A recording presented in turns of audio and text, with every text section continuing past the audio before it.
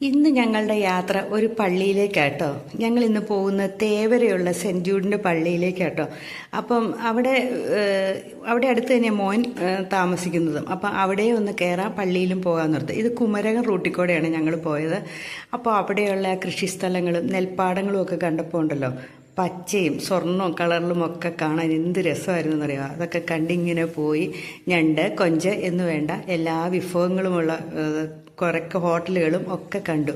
അങ്ങനെ ഞങ്ങൾ പള്ളിയിലെത്തിയിട്ടോ. എന്നിട്ട് ഞങ്ങൾ തിരിച്ചു പോരുന്ന വഴി ഒരു ജങ്കാറ് കണ്ടു.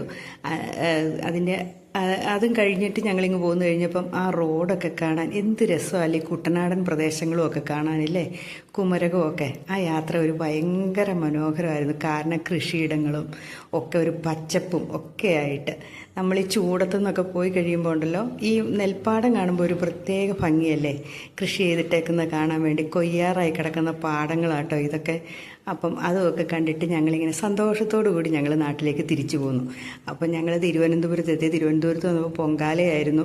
അപ്പം അതെല്ലാം കഴിഞ്ഞിട്ട് എല്ലാവരും തിരിച്ചു പോകുന്ന സമയവും കൂടെ ആയിരുന്നു. അങ്ങനെ